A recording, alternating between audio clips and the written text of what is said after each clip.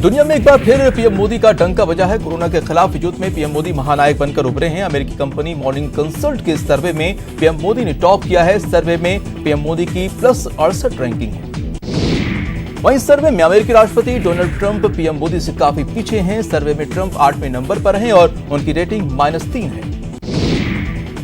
देश में 24 घंटे में 705 मरीज ठीक हुए हैं। करीब 17% की दर से मरीज रिकवर हो रहे हैं। देश में अब तक 3,252 लोग ठीक हो चुके हैं।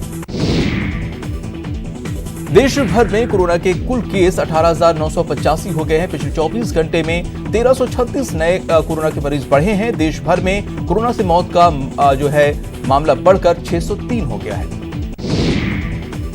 राजस्थान के प्रतापगढ़ समेत देश के 4 जिलों में 28 दिनों से कोरोना का कोई केस दर्ज नहीं हुआ है, तो 14 दिनों से कोरोना से मुक्त रहे जिलों की संख्या अब 61 हो गई है। कोरोना को कंट्रोल करने के मामले में अमेरिका और जापान को पीछे छोड़कर भारत दूसरे नंबर पहुंच गया है। दक्षिण कोरिया कोरोना कंट्रोल करने में सबसे आगे रहा है। भारत में कोरोना प्रसार की दर 4.4% है, जबकि अमेरिका में 19% और जापान में 9% की रफ्तार से बढ़े हैं कोरोना के केस। राजस्थान के सवाल उठाए जाने पर आईसीएमआर ने रैपिड टेस्टिंग किट पर फिलहाल रोक लगा दी है। आईसीएमआर के चीफ साइंटिस्ट रमन गंगाखेड़कर ने माना है कि कुछ टेस्ट की रिपोर्ट में समस्या आई है। आईसीएमआर ने सभी राज्यों से 2 दिन के लिए रैपिड टेस्टिंग रोकने को कहा है। रैपिड टेस्टिंग किट की जांच के बाद इस पर आगे फैसला लिया जाएगा। सभी पुरानी तकनीक से टेस्टिंग जारी रहेगी। राजस्थान में कोरोना वायरस का एंटीबॉडी रैपिड टेस्ट को रोक दी थी। टेस्ट रिपोर्ट में गलत परिणाम आने के बाद प्रदेश में रैपिड टेस्टिंग पर गहलोत सरकार ने बड़ा फैसला लिया था। एसएमएस अस्पताल में भर्ती कोरोना के 168 मरीजों में से सिर्फ 5% रिपोर्ट पॉजिटिव आने के बाद राज्य सरकार ने जांच किट पर सवाल उठाए थे। राजस्थान के सीएम अशोक गहलोत ने रैपिड टेस्ट किट में खराबी को लेकर केंद्र पर हमला बोला। गहलोत ने कहा है कि डराने वाला मामला है ये और केंद्र सरकार कोरोना से जंग पर अपनी पूरी रणनीति जनता के सामने रखे। राजस्थान सरकार ने बड़ी पहल करते हुए आज से प्रदेश में मोबाइल ओपीडी शुरू करने का फैसला लिया है। ये ओपीडी घर घर जाकर लोगों के स्वास्थ्य की जानकारी लेगी, जिससे कोरोना के अलावा मरीजों को राहत मिलेगी। राजस्थान के सीएम अशोक गहलोत ने रैपिड टेस्ट किट में खराबी को लेकर केंद्र पर हमला बोला है। गहलोत ने कहा है कि यह डराने वाला मामला है। केंद्र सरकार कोरोना से जंग पर अपनी पूरी रणनीति जनता के सामने रखे। कोरोना वायरस के फैलाव को रोकने के लिए दिल्ली नोएडा बॉर्डर को पूरी तरह से सील कर दिया गया है। पास होने पर ही आने जाने की मंजूरी मिलेगी। गौतम बुद्ध नगर के डीएम ने ये आदेश जारी किया है। दिल्ली में अब राशन कार्ड धारियों को अनाज के साथ ही जरूरी सामानों की किट भी दी जाएगी, जिसमें दालचीनी और खाद्य तेल जैसी चीजें भी शामिल होंगी, जिसका ऐलान सिमरन केजरीवाल ने किया है। कोरोना के डर के बीच दिल्ली से एक अच्छी खबर आई है। दिल्ली में प्लाज्मा थेरेपी से एक कोरोना मरीज का इलाज हो रहा है। अस्पताल का दावा है कि मरीज तेजी से ठीक हो रहा है। देश में कोरोना ने सबसे ज्यादा प्रभावित महाराष्ट्र राज्य को किया है। महाराष्ट्र कोरोना मरीजों की संख्या 4,600 के पार पहुंच चुकी है। वहीं महामारी से अब तक 232 लोगों की मौत हो चुकी है। यहां कोरोना के 572 लोग ठीक हो चुके हैं। गुजरात में कोरोना मरीजों की संख्या 2000 के पार पहुंच गई है। अब तक 77 लोगों की मौत हो गई है। पिछले 3-4 दिन में गुजरात में कोरोना के मरीज तेजी से बढ़े हैं। पश्चिम बंगाल में तनातनी के बीच केंद्रीय टीम को राज्य के स्वास्थ्य हालात का जायजा लेने की इजाजत दे दी गई है। पहले केंद्रीय टीम को लेकर सीएम ममता बनर्जी ने केंद्र सरकार पर हमला बोला था। डॉक्टरों और स्वास्थ्य कर्मियों पर हमले के विरोध में डॉक्टर आज काला दिवस मनाएंगे। आईएमए के मुताबिक देश भर के डॉक्टर मोमबत्ती जलाकर अपना विरोध जताएंगे। भारत ने एफडीआई पॉलिसी पर चीन के आरोपों पर जमकर पलटवार किया है। भारत ने चीन के आरोपों को गलत बताया और कहा है कि डब्ल्यूटीओ के नियमों का कोई उल्लंघन नहीं किया गया है। चीन ने एफडीआई पॉलिसी में संशोधन को भेदभाव वाला बताया। अमेरिका में ग्रीन कार्ड वालों के आने पर 60 दिनों के लिए रोक लगा दी गई है। कोरोना से लड़ाई में राष्ट्रपति ट्रंप ने यह बड़ा फैसला किया है। अमेरिका में महामारी से अब तक 45,000 से ज्यादा लोगों की मौत हो चुकी है। प्रदेश में कोरोना से अब तक 26 लोगों की मौत हो चुकी है। मंगलवार देर शाम जयपुर में एक बुजुर्ग की मौत हुई। वहीं पॉजिटिव मरीजों का आंकड़ा 1735 हो गया है।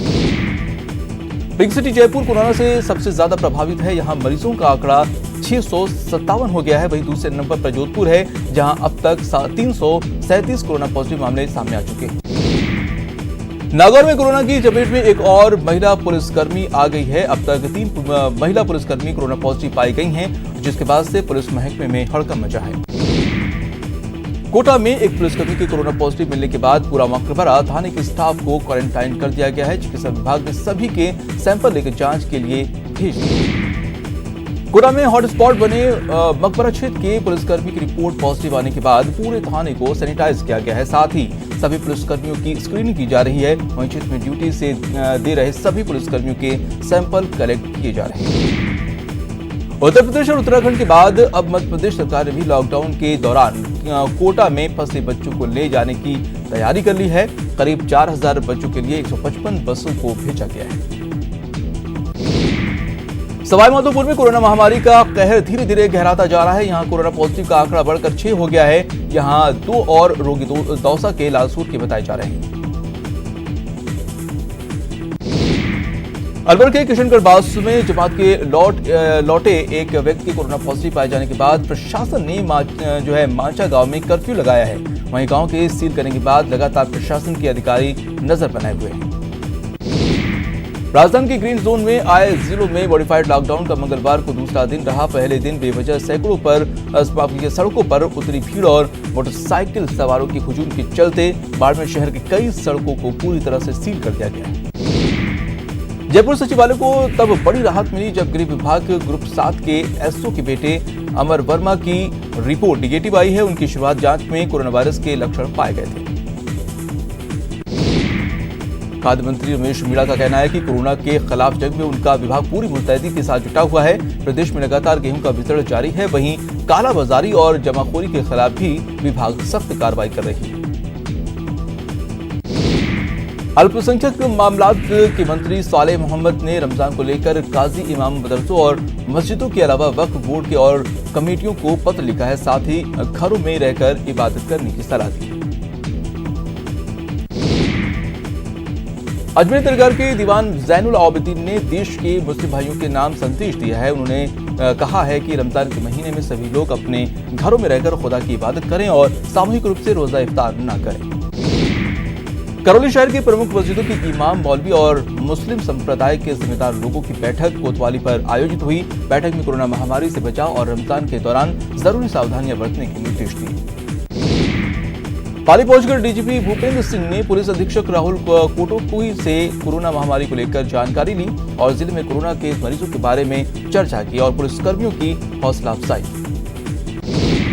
बाड़मेर में आईजी नवज्योति गोगोई ने मॉडिफाइड लॉकडाउन का जायजा लिया। उन्होंने कहा उन्होंने जिले में चल रहे लॉकडाउन की समीक्षा की। उन्होंने निर्देश दिए कि बेवजह घर से बाहर निकलने वालों पर सख्ती बरती जाए। बीकानेर से लगातार राहत की खबर आ रही है। यहां अभी तक 37 पॉजिटिव मरीज से 31 मरीज निगेटिव आ चुके हैं। जिला कलेक्टर कुमार पाल गौतम लगातार खुद मॉनिटरिंग कर रहे हैं। चित्तौड़गढ़ डीएम ने जिला चिकित्सालय में बनाए आइसोलेशन वार्ड का निरीक्षण कर जरूरी दिशा निर्देश दिए। अलवर की नीमराणा डीएसपी ने लॉकडाउन को लेकर सीएलजी सदस्यों के साथ मीटिंग ली और सरकार के आदेश की पालना की बात कही। वहीं पुलिस थाने के बाहर गरीब लोगों को भेजने के पैकेट भी बांटे गए। भरतपुर के बयाना में कोरोना वायरस पॉजिटिव मिलने के बाद प्रशासन मुस्तैद है, तो वहीं दूसरी तरफ बहमबाद और कामा में सोशल डिस्टेंसिंग की धज्जियां उड़ाई गई। दुकान पर बिना मास्क पहने लोगों की भीड़ लग गई। जोधपुर में कोरोना पॉजिटिव का आंकड़ा 300 के पार पहुंच गया है। अब तक 337 मरीज कोरोना संक्रमण की चपेट में आ चुके हैं। वहीं शहर के कई इलाके हॉटस्पॉट बन चुके हैं। पुष्कर में संस्कृत स्कूल में बने शेल्टर होम में ठहरे अप्रवासी मजदूर पुलिस की मौजूदगी में नियमों की धज्जियां उड़ा रहे हैं। सभी खुले में शौच के लिए जा रहे हैं, जबकि किसी शेल्टर होम में सभी मूलभूत सुविधाएं हैं। सवाईमाधोपुर की कलेक्टर सभागार में पत्रकार वार्ता आयोजन हुआ, जिसमें कलेक्टर नन्नूमल पहाड़िया, पुलिस अधीक्षक सुधीर चौधरी सहित चिकित्सा अधिकारी भी शामिल हुए। इस अवसर पर उन्होंने कोरोना पर जानकारी दी। राजसमंद में जिला कांग्रेस के सहयोगी सेवा दल कार्यकर्ता लॉकडाउन में लोगों की सेवा कर रहे हैं। कार्यकर्ताओं ने महावीर नगर सोसाइटी के सामुदायिक भवन में जरूरतमंदों के लिए भोजनालय की व्यवस्था की, जहां हर रोज 450 भोजन के पैकेट तैयार किए जा रहे हैं। कोटा में भी लगातार सामाजिक संस्थाएं प्रशासन की मदद के लिए प्रयासरत हैं। Swami Vivekananda youth front society की ओर से 200 पीपीई किट उपलब्ध करवाए गए। मोदी भी कोरोना वॉरियर्स को संक्रमण से बचाने के लिए अस्पताल में सैनिटाइजर टनल बनाया जा रहा है। सिरोही में मैं भारत संस्था के सामने कई ऐसे परिवार सामने आए जिन्होंने निःशुल्क राशन सामग्री लेने से मना कर दिया, जिसके बाद से संस्था इन परिवारों से मास्क और पशुओं के लिए रोटियां बनवा रही है, जिससे इनको मदद मिल रही है। भारत स्काउट एंड गाइड की राजसमंद शाखा ने कोरोना से बचाव के लिए 750 हस्तनिर्मित मास्क बनवाकर एडीएम राकेश कुमार को सौंपे। एडीएम ने मास्क को जरूरतमंदों तक पहुंचाने के आदेश दिए। अजमेर में एनडीआरएफ की टीम एक और जहां कोरोना आपात में 24 घंटे ड्यूटी पर तैनात है। इस टीम में सदस्य रोजाना पशुओं को चारा डालकर उनका पेट भर रहे हैं, तो दूसरी ओर पक्षियों को दाना डालकर उनका ख्याल रख रहे हैं। एनडब्ल्यूआर ने एक सूची जारी कर बताया कि लॉकडाउन में रेलवे की स्पेशल पार्सल मालगाड़ियों ने कितना योगदान दिया है। वहीं रेलवे ने देश भर में अब तक 1150 टन चिकित्सा वस्तुओं का परिवहन किया। करौली के लांगड़ा थाना अधिकारी देवेंद्र शर्मा ने पैदल गश्त कर लाउडस्पीकर से कार्मिकों को जागरूक किया, सभी से घरों में रहने की अपील की। कोटा में सोशल डिस्टेंसिंग मेंटेन करने के लिए भीमगंज थाना पुलिस ने पहल की। पुलिस ने मिजोरम पैटर्न पर फिक्स दूरी तय की और ऑयल पेंट और ब्लॉक बनाए। कोरोना काल में सुबह से लेकर रात तक पुलिसकर्मी और चिकित्साकर्मी अपनी जान जोखिम में डालकर सेवा में लगे हुए हैं। कोरोना संदिग्धों के लगातार संपर्क में आते रहने की वजह से कोरोना योद्धाओं को भी संक्रमित होने का खतरा रहता है, इसलिए वो अपने परिवार से दूर रहकर अपना कर्तव्य को अंजाम दे रहे हैं। बीकानेर की सुनीता गुलाटी जो एक टीचर है, लॉकडाउन के समय वो मानस सेवा कर रही हैं। सुनीता अपने परिजनों सहित घर पर 3 लेयर मास्क बना रही हैं और जरूरतमंदों को निःशुल्क सेवा कर रही हैं। अजमेर के वार्ड 51 में कोरोना योद्धाओं का सम्मान किया गया। इस मौके पर वार्ड के निवासियों ने पुलिस अधिकारी, कर्मचारी सहित सफाई कर्मचारियों का स्वागत किया। कर्मवीरों पर बुजुर्गों और बच्चियों ने फूल बरसाए। करौली में डोर टू डोर सर्वे कार्यों में जुटी एएनएम आशा सहयोगियों का सम्मान फूल बरसाकर किया गया। उन्हें छाता, मास्क और पानी की बोतल भेंट कर हौसला अफजाई की। धौलपुर में कोविड-19 की लड़ाई में नन्हे मुन्ने बच्चे भी कूद पड़े हैं। वैश्विक महामारी से जीतने के लिए बच्चे भी सामने आ रहे हैं। डूंगरपुर के औसपुर कस्बे में राजस्थान कलाकार संघ की ओर से सड़क पर कोरोना का विशाल आकार वाला चित्र बनाया और कोरोना को लेकर जागरूकता फैलाई, लोगों को घरों में रहने का संदेश दिया। ब्रेक के बाद आपका स्वागत है। कुछ और अहम खबरें फटाफट अंदाज में। दौसा के सिकंदरा निवासी सैनिक कमर सिंह गुर्जर की ड्यूटी के दौरान हार्ट अटैक से मौत हो गई। वो गुजरात के भुज में कोरोना मरीजों की उपस्थिति दर्ज करने में अपनी ड्यूटी निभा रहे थे। अलवर की भिवाड़ी में सामुदायिक स्वास्थ्य केंद्र के सामने नाले में नवजात का शव मिला। पुलिस ने शव को कब्जे में लेकर पोस्टमार्टम के लिए भेज दिया है। जोधपुर में लॉकडाउन का पालन करा रहे कांस्टेबल पर कुछ असामाजिक तत्वों ने पत्थर से हमला कर दिया। उसके बाद मौके पर पहुंचे पुलिस ने हमलावरों को गिरफ्तार कर लिया है और उनकी जमकर धुनाई की। धौलपुर कोतवाली पुलिस ने लॉकडाउन का उल्लंघन करने वालों पर सख्त कार्रवाई कर रही है। मंगलवार को पुलिस ने बिना मास्क लगाए घूम रहे 21 लोगों को गिरफ्तार कर और 14 मोटरसाइकिल जब्त की। कोटा के हाड़ा मार्केट में पुलिस ने दबिश देकर जुआ खेलते 8 सटोरियों को गिरफ्तार किया है। साथ ही उनके पास से 10,570 रुपए भी बरामद किए। कोटा में पुलिस ने लॉकडाउन का उल्लंघन कर धूम्रपान सामग्री बेचने वाले 3 लोगों को गिरफ्तार किया है। साथ ही करीब 50,000 की धूम्रपान सामग्री जब्त की है। सीकर के नीमका थाना में युवक का अपहरण कर हत्या करने वाले 6 लोगों को पुलिस ने गिरफ्तार किया है। वहीं पुलिस ने अब आरोपी युवकों से पूछताछ कर रही है।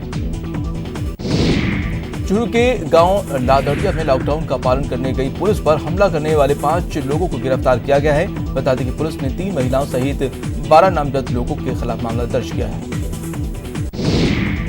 करौली में पेड़ काटने को लेकर 2 गुटों में जमकर लाठी डंडे चले। झगड़े में दोनों गुटों के 20 से ज्यादा लोग घायल हो गए हैं। वहीं मामले में पुलिस ने मामला दर्ज कर जांच शुरू कर दी है। सवाईमाधोपुर के 2 पक्षों में खूनी संघर्ष हो गया, जिसमें करीब 12 लोग घायल हो गए हैं। बता दें कि यहां किसी ने कोरोना संक्रमित युवक के पहुंचने की झूठी अफवाह फैला दी थी, जिसके बाद हंगामा हो गया। उदयपुर में एक पिता पर अपनी ही नाबालिग बेटी से रेप का आरोप लगा है। पीड़िता की रिपोर्ट पर पुलिस ने आरोपी पिता को गिरफ्तार कर लिया है। वहीं पुलिस ने पीड़िता का मेडिकल करवाकर जांच शुरू कर दी। जैसलमेर में नहरी के राजकीय उच्च माध्यमिक विद्यालय में मजदूरों को बकरा पकाना महंगा पड़ गया। सुबह इसको लेकर गांव वालों ने जमकर बवाल मचाया। पुलिस ने 19 को शांति भंग के आरोप में गिरफ्तार किया है, जिसमें जिसमें शिक्षक जिया राम सिंह शामिल। कुठक के दादाबाड़ी थाना पुलिस ने अवैध बजरी सप्लाई करने वाले एक आरोपी को गिरफ्तार किया है। साथ ही आरोपी के कब्जे से अवैध बजरी समेत ट्रैक्टर ट्रॉली भी बरामद की है। फिलहाल दादाबाड़ी थाना पुलिस पूरे मामले की जांच कर रही है। और चलिए रुक करते दूसरी खबरों की तरफ। सोशल नेटवर्किंग वेबसाइट फेसबुक ने रिलायंस जियो से 9.99% हिस्सेदारी 43,574 करोड़ रुपए में खरीदी है। इसके साथ ही फेसबुक अब रिलायंस जियो का सबसे बड़ा शेयर होल्डर बन गया है। इस डील पर रिलायंस इंडस्ट्रीज के चेयरमैन और मैनेजिंग डायरेक्टर मुकेश अंबानी ने कहा कि हमने 2016 में जियो लॉन्च की थी। भारत का डिजिटल सर्वोदय भारतीयों के जीवन की गुणवत्ता को सुधारना और भारत को दुनिया के प्रमुख डिजिटल सोसाइटी में शामिल करने का सपना था। उन्होंने कहा कि रिलायंस को दीर्घकालिक साझेदार और भारत के डिजिटल इकोसिस्टम को बदलने के लिए फेसबुक का स्वागत करने का मौका मिला है, जिसका फायदा सभी भारतीयों को मिलेगा। मुकेश अंबानी ने कहा कि जियो और फेसबुक की साझेदारी प्रधानमंत्री नरेंद्र मोदी के डिजिटल भारत के सपने को साकार करने में मदद करेगा। और इसी के साथ इस बुलेटिन में इतना ही। मुझे दीजिए इजाजत इस अपील के साथ कि आप अपने घरों में रहें, अपना ख्याल रखें और सोशल डिस्टेंसिंग का पालन करें। नमस्कार।